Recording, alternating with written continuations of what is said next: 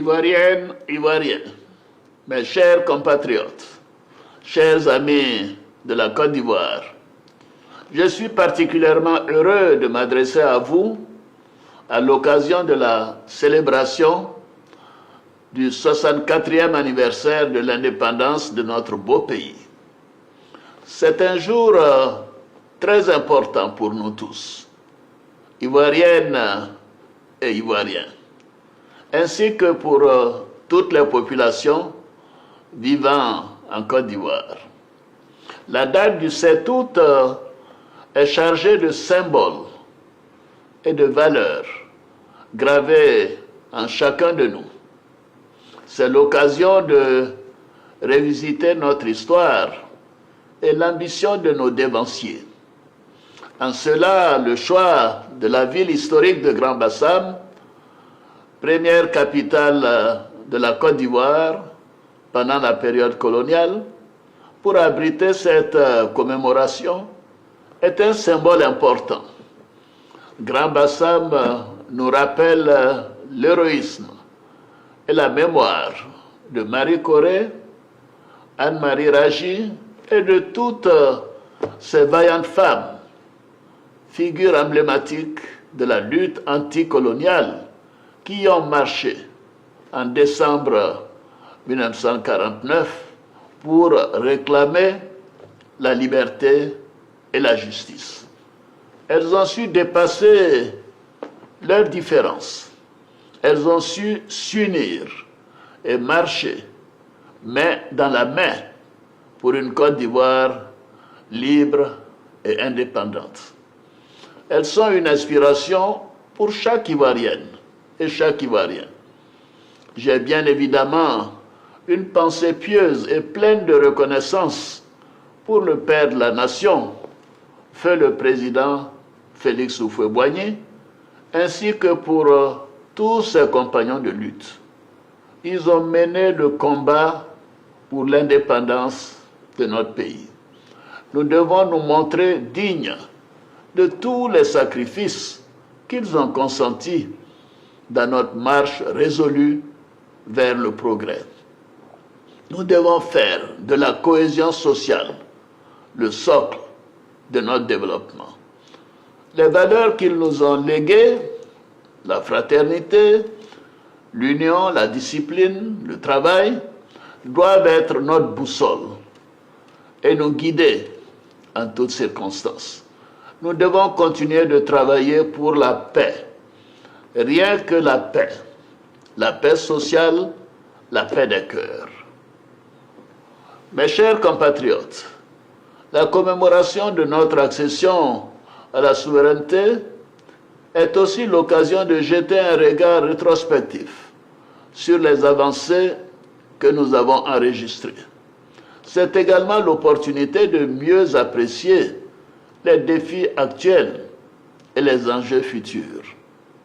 Lors de mon discours sur l'état de la nation, devant le Parlement réuni en congrès le 18 juin dernier, j'ai largement présenté les principaux acquis de notre gouvernance au cours de ces dernières années et les défis auxquels nous devons faire face. Sans revenir sur tous les progrès enregistrés sur le plan économique et social, je voudrais surtout rappeler que notre ambition demeure l'amélioration du quotidien et des conditions de vie de tous nos concitoyens. Les performances économiques que nous enregistrons doivent profiter à tous. Tel est le but de notre programme intitulé « La Côte d'Ivoire solidaire ». Ce choix justifie les investissements importants réalisés année après année dans les secteurs sociaux. Mes chers compatriotes, nous sommes sur la bonne voie. Nos politiques macroéconomiques, nos réformes sectorielles et nos instruments de lutte contre la pauvreté ont montré leur pertinence et leur efficacité. Je suis heureux des progrès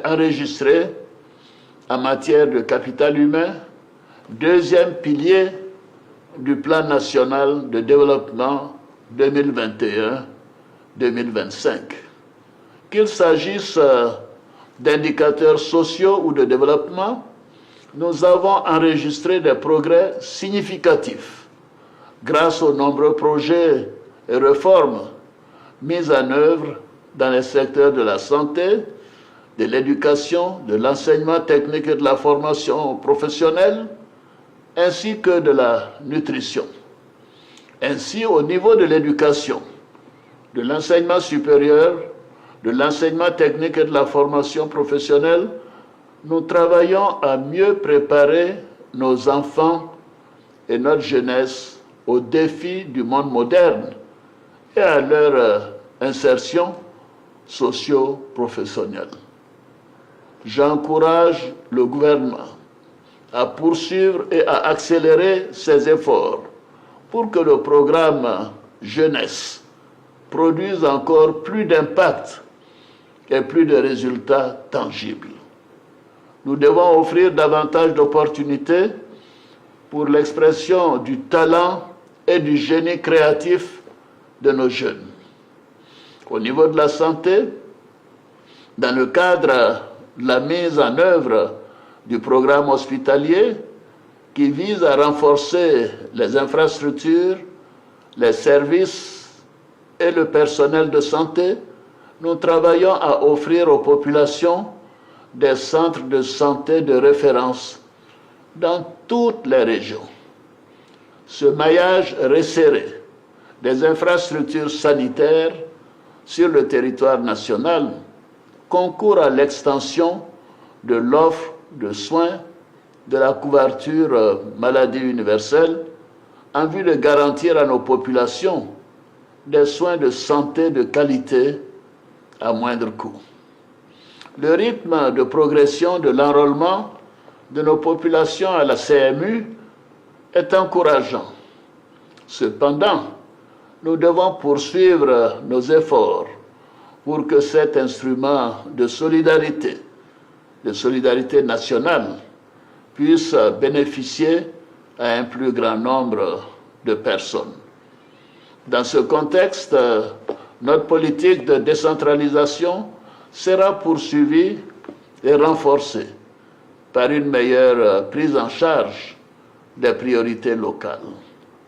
S'agissant de la lutte contre la vie chère, j'entends les préoccupations de nos compatriotes.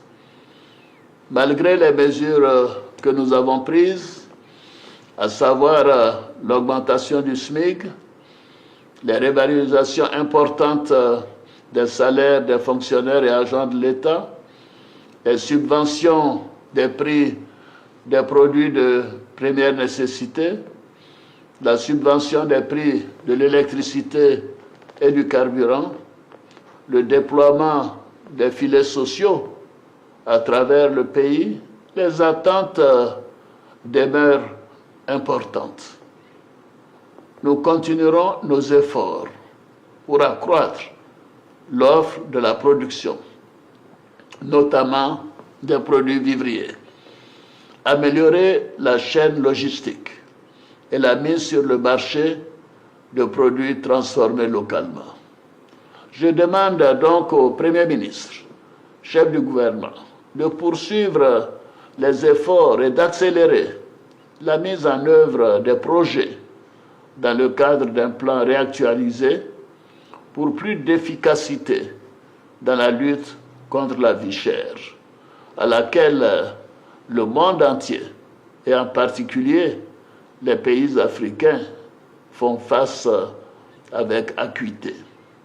Dans l'intervalle, et s'agissant du cas particulier de nos vaillants retraités qui ont tant donné à la nation, j'ai décidé de les accompagner davantage en instituant le 1er septembre de chaque année une prime spéciale correspondant au tiers de leur pension mensuelle.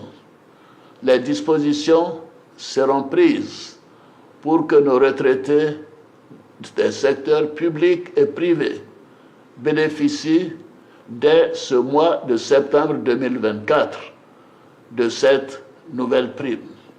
c'est-à-dire dans quelques semaines.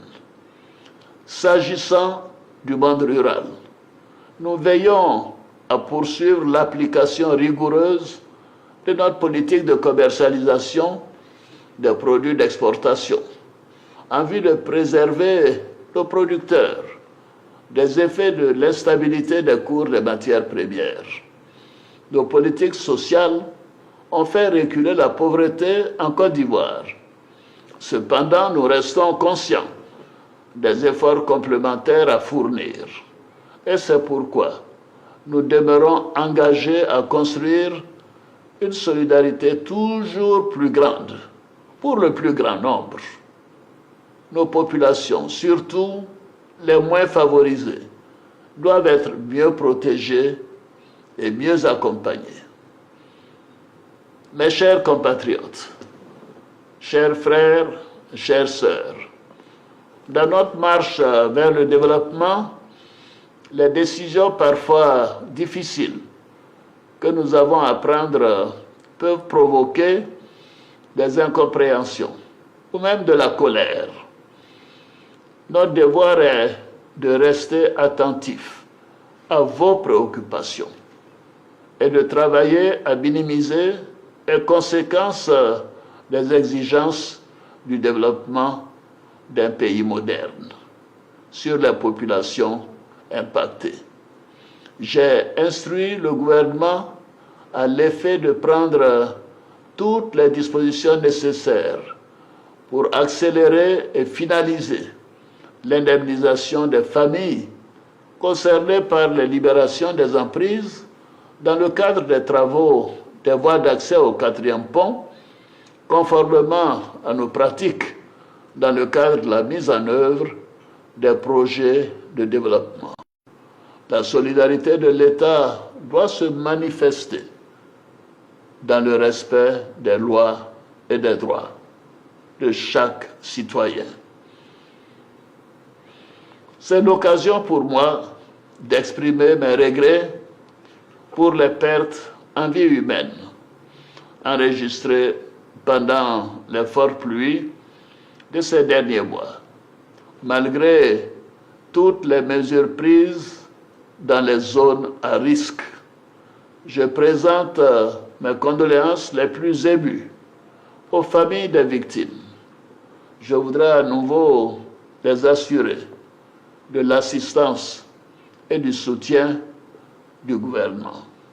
Cette situation nous interpelle sur l'importance de l'accès au logement et de l'accession à la propriété immobilière pour tous, quel que soit le niveau de revenu. C'est pourquoi, tirant les enseignements des programmes antérieurs, la réforme du programme de logements sociaux a permis d'intégrer des modes plus flexibles d'accession à la propriété, ainsi que d'une implication plus forte de l'État, notamment dans la recherche de financements plus adaptés. De nouveaux mécanismes mis en place permettront d'atteindre prioritairement nos concitoyens les moins nantis, qui ne peuvent accéder à un logement décent sans l'aide de l'État. J'encourage mes compatriotes à se rapprocher de tous les guichets de ces différents programmes. Mes chers compatriotes, la commémoration de l'indépendance de notre pays est l'occasion de célébrer et de rendre hommage aux forces vives de la nation, nos vaillants producteurs et travailleurs, nos femmes courageuses, notre jeunesse active, notre dynamique secteur privé. Vous faites la richesse et la vitalité de notre beau pays, la Côte d'Ivoire. Bravo et merci à chacune et à chacun de vous. À nos forces de l'ordre, je veux redire la reconnaissance de la nation pour le professionnalisme et le sens du sacrifice dont vous faites preuve au quotidien pour garantir la sécurité à nos frontières et à l'intérieur de notre pays. Vous êtes le rempart qui protège notre oasis de paix et de développement. Pour ma part, mon engagement en faveur de la paix, la sécurité et la cohésion sociale ne faiblira jamais. Dans la droite ligne de l'héritage du président Félix Houphouët-Boigny, la Côte d'Ivoire doit demeurer une terre de paix, d'hospitalité et de sécurité pour toutes ses filles et ses fils, ainsi que pour tous ses habitants. La commémoration de l'indépendance est également l'occasion du pardon. C'est pourquoi, au niveau de la justice, conformément à l'article 66 de la Constitution, j'ai signé un décret accordant la grâce présidentielle à environ 2400 détenus de droit commun, condamnés pour des infractions mineures. Mes chers compatriotes, la commémoration de l'indépendance de notre pays ravive aussi en chacun de nous les valeurs fondamentales de notre belle nation: l'union, la discipline et le travail. Elle nous invite au rassemblement autour de ces valeurs qui fondent notre idéal commun d'une société solidaire et prospère. J'invite donc toutes les populations de Grand Bassam, des villes et des villages environnants au grand défilé sur l'autoroute de l'Est. Venons célébrer la grandeur de notre beau pays à travers le magnifique défilé de nos forces de défense et de sécurité, ainsi que de notre jeunesse, notamment ceux issus des écoles et lycées d'excellence de notre pays. Bonne fête de l'indépendance à toutes et à tous. Vive la République, vive la Côte d'Ivoire, que Dieu bénisse notre beau pays.